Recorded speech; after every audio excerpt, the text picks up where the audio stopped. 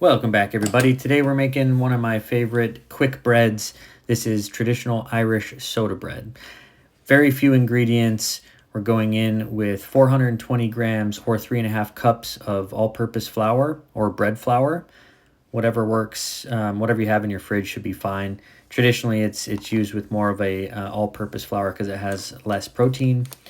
About a half a cup or 30 grams of wheat bran, what you see here. And again, the bran is really the outer layer of the wheat berry that contains fiber, and it's very nutrient dense and adds a nice texture to this bread.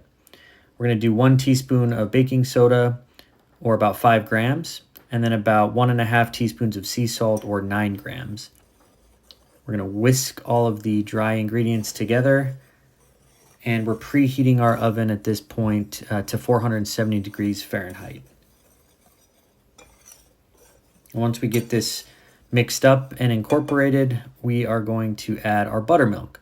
Now, buttermilk contains lactic acid, and that, along with the baking soda, make carbon dioxide bubbles, which helps to leaven our bread instead of yeast. So this is a non-yeast bread, and we're going to do 2 cups of buttermilk, or about 227 grams. Now I'm going to take our dough whisk and start working this together. I'm not being too aggressive with it, but eventually we just want this to come together into sort of a loose ball, get underneath it, and really just make sure we can try to knock off any dry bits along the side of the bowl or underneath the dough, get it incorporated until everything comes together and thickens up to where you can really no longer even get your dough whisk through it. So we're almost there.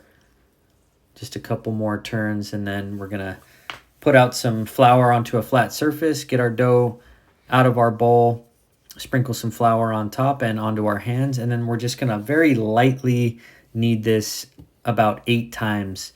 You don't want to knead this too much, just kind of getting everything incorporated together. We want to ultimately end with sort of this loose ball that we're going to eventually get onto our parchment paper. The beauty of this bread is you don't have to wait at all.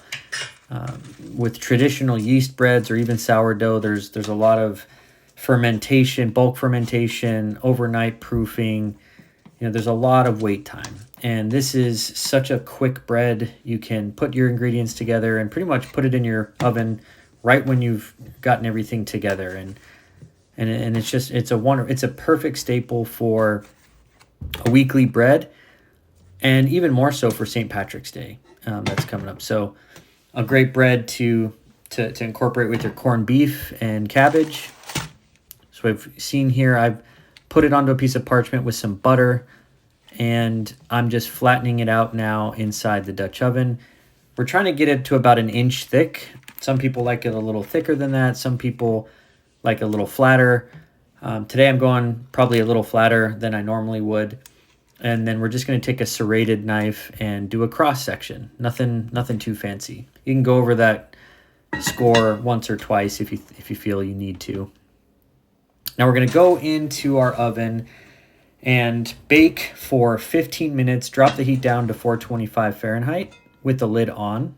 And then we're going to take the lid off after 15 minutes, drop the heat down to 400 degrees Fahrenheit, and bake for a remaining 30 minutes. And after that time, we're all done. And here is our final product.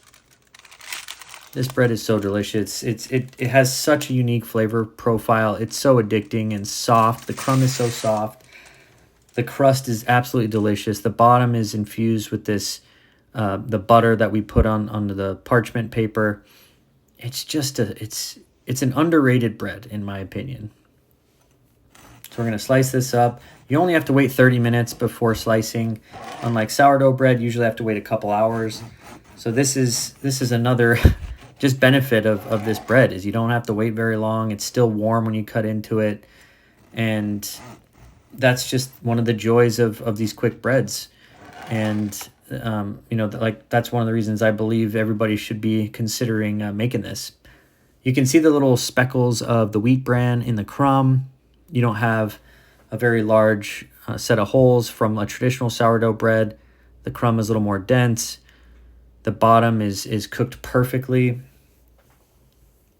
and we're going to do our butter test. And this bread is still warm since we've only waited 30 minutes after it came out of the Dutch oven. And so we're going to apply a little bit of butter and do the butter test. Now you can use this throughout the week and eat it all by itself or include it in meals, stews, soups, and again, for St. Patrick's Day, a perfect side dish for your corned beef and cabbage. Just a delicious bread. Hope you guys get a chance to make this, and if you're liking these videos, comment, subscribe, give me a like. I appreciate you guys showing up continually and watching these videos. I enjoy making them. And I hope you guys get to try this one out. Just a delicious bread. It won't last the week, I promise. Take care, everyone. Thanks.